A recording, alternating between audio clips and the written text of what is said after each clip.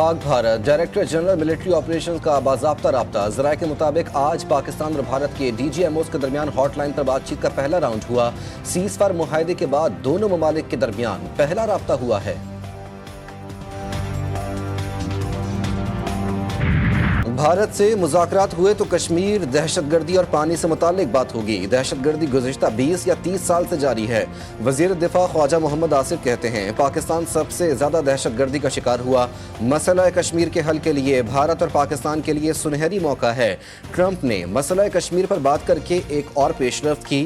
ہم نے بھارت کو منہ توڑ جواب دیا۔ بھارتی پارلیمنٹ میں ان کے وزیر اعظم کی مذمت اور تضحیق کی جا رہی ہے۔ اسپیکر ایاز صادق کی زیر صدارت قومی اسمبلی کا اجلاس۔ بھارتی حملے میں شہید ہونے والوں کے لیے فاتحہ خوانی پی ٹی آئی کے علی محمد خان نے کرائی۔ آپریشن بنیان مرصوص کی شاندار کامیابی۔ پاکستان اسٹاک ایکسچینج پر تاریخ کی بلند ترین سطح پر پہنچ گئی۔ کاروبار کے دوران ٹریڈنگ کے تمام ریکارڈ ٹوٹ گئے۔ تاریخ میں پہلی بار 100 انڈیکس میں 10,000 سے زائد پوائنٹس کا اضافہ۔ کاروبار کے اختتام پر انڈیکس میں 10,130 پوائنٹس کا اضافہ ریکارڈ کیا گیا۔ 100 انڈیکس 1,17,297 پوائنٹس کی سطح پر بند ہوا۔ بھارت کے خلاف پاک فوج کی شاندار فتح پر پاکستان اسٹاک ایکسچینج میں کیک بھی کاٹا گیا۔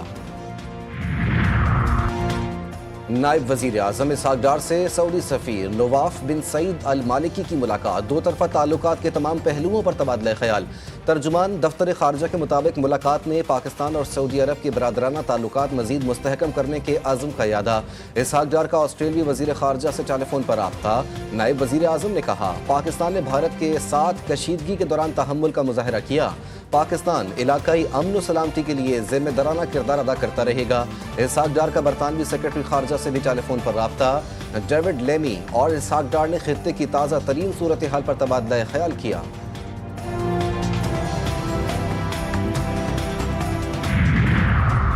امریکی وزیر خارجہ مارکو روبیو کہتے ہیں امریکہ بھارت اور پاکستان کے درمیان براہ راست بات چیت کا حامی ہے، روابط بہتر بنانے کی مسلسل کوششوں کی حوصلہ افزائی کرتا ہے۔ مارکو روبیو کا برطانوی ہم منصب ڈیوڈ لیمی سے رابطہ۔ دونوں وزرائے خارجہ کا پاک بھارت کشیدگی پر تبادلہ خیال۔ دونوں ممالک نے جنگ بندی اور رابطہ قائم رکھنے پر زور دیا۔ شہید نوجوان حیدر علی اہل خانہ کا واحد سہارا تھا۔ شہداء قوم کا فخر ہوتے ہیں۔ وفاقی وزیر داخلہ کی بھارت کے ڈرون حملے میں شہید حیدر علی کی رہائش کا آمد۔ اہل خانہ سے تعزیت کی۔ محسن نقوی نے کہا ہماری افواج نے دشمن کا ڈٹ کر مقابلہ کیا۔ بھارت اب پاکستان پر حملے کا سوچ بھی نہیں سکتا۔ Our forefathers, they have sacrificed immensely, and we have sacrificed a lot for the creation of this country.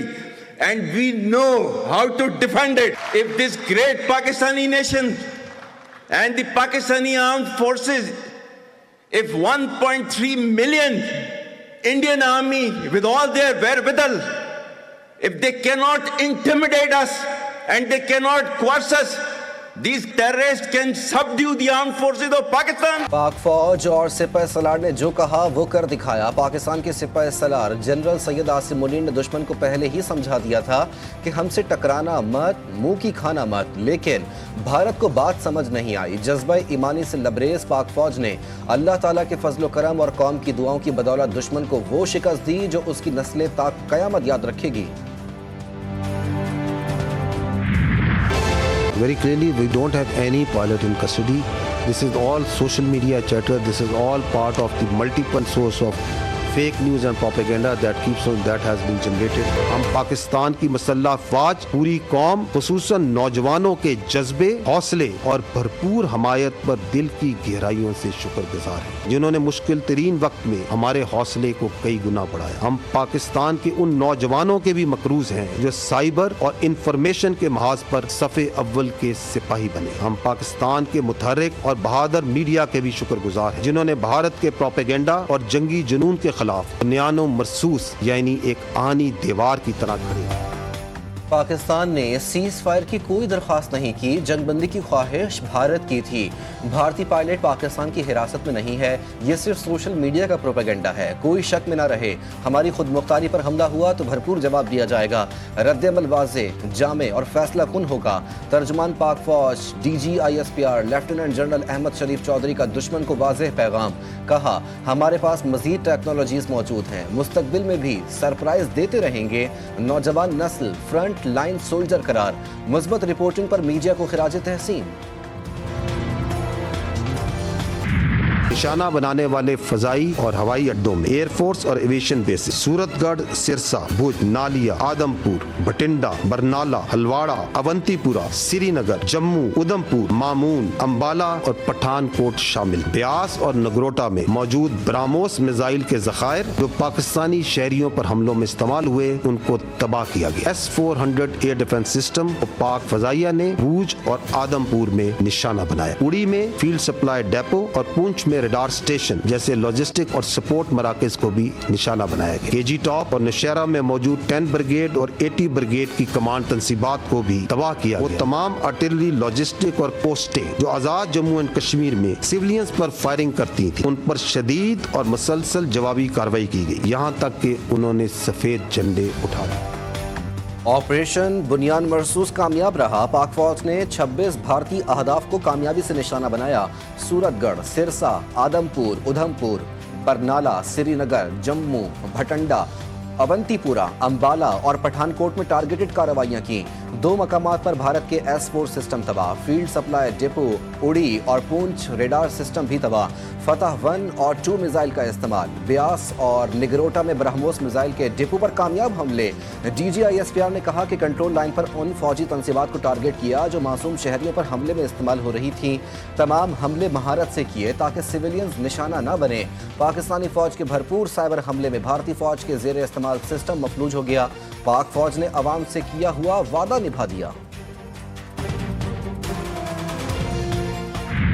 بھارتی فضائیہ کی جارحیت پر اس کے طیارے مار گرائے، پاک ایئر فورس کو بھارتی فضائیہ کے مقابلے 6-0 کی کامیابی ملی۔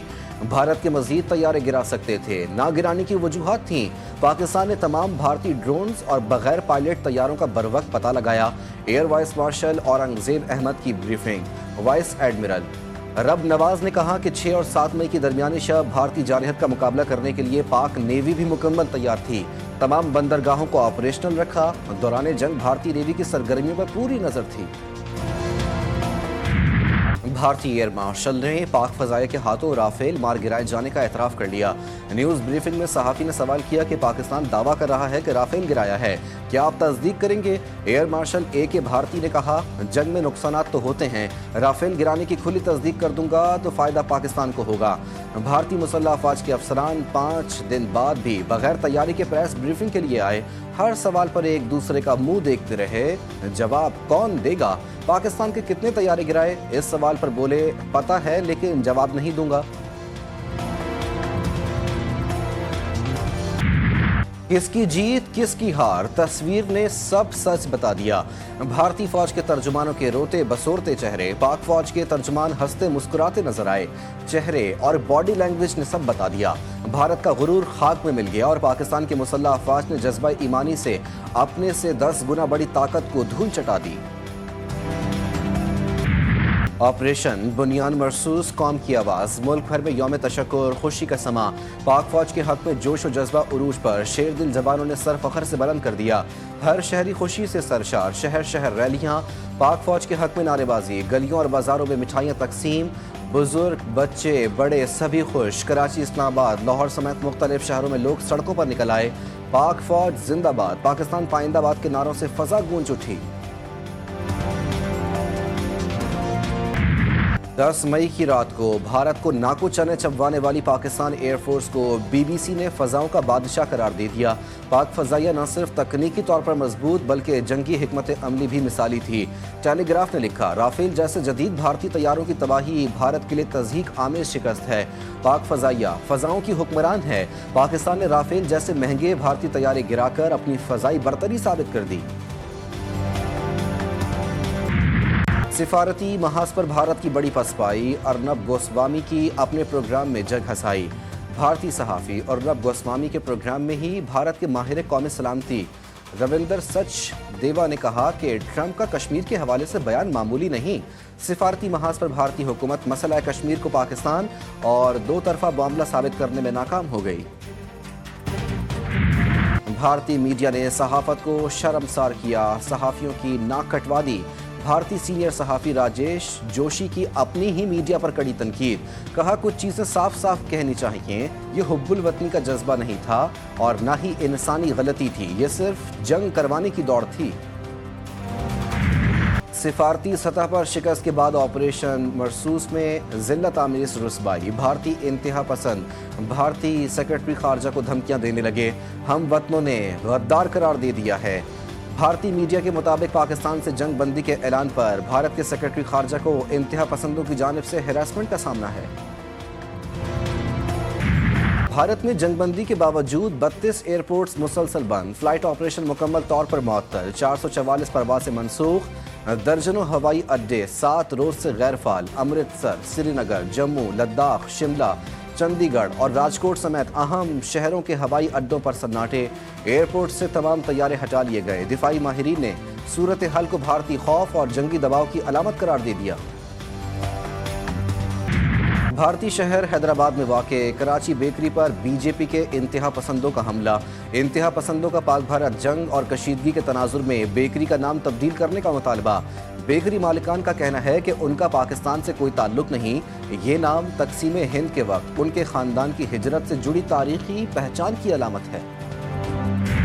شائقین کرکٹ کے لیے اچھی خبر، پی ایس ایل ری شیڈیول کرنے کے حوالے سے پی ایس ایل انتظامیہ اور فرنچائزز مالکان کے درمیان اجلاس، ذرائع کے مطابق غیر ملکی کھلاڑیوں کے مسئلے پر فرنچائزز 2 گروپ میں تقسیم ہو گئے۔ پی سی بی نے غیر ملکی کھلاڑیوں کے بغیر پی ایس ایل مکمل کرانے پر نیم رضامندی ظاہر کر دی۔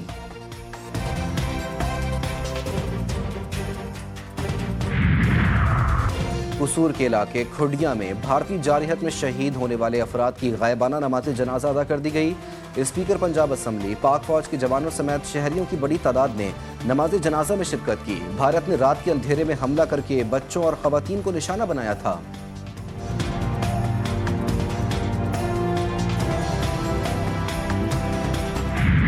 پاکستان کا بھارت کے ساتھ کشیدگی پر آئی ایم ایف کو اعتماد میں لینے کا فیصلہ، آئندہ مالی سال 2025 اور 26 کا بجٹ آئی ایم ایف کی مشاورت سے تیار کیا جائے گا۔ ذرائع کے مطابق بجٹ پر مشاورت رواں ہفتے متوقع، وفد کا دورہ 14 مئی کو شیڈیول تھا۔ پاک بھارت کشیدگی کے باعث بات چیت زوم پر ہونا متوقع۔ وزارت خزانہ نے اگلے بجٹ کے خدوخال کو حتمی شکل دے دی۔ بجٹ کا ابتدائی خاکہ آئی ایم ایف مشن کے ساتھ شیئر کیا جائے گا۔ اگلے مالی سال کے لیے ٹیکس وصولیوں کا تخمینہ 14,300 ارب روپے، نان ٹیکس ریونیو کا تخمینہ 4,000 ارب روپے کے لگ بھگ ہوگا۔ دفاعی بجٹ میں 18% کا اضافے کا امکان۔ عوام کے لیے اچھی خبر، سونے کی قیمت میں بڑی کمی، فی تولہ سونا 10,400 روپے سستا، 3,40,500 روپے کا ہو گیا۔ 10 گرام سونا 8,917 روپے کی کمی سے 2,91,923 روپے پر پہنچ گیا۔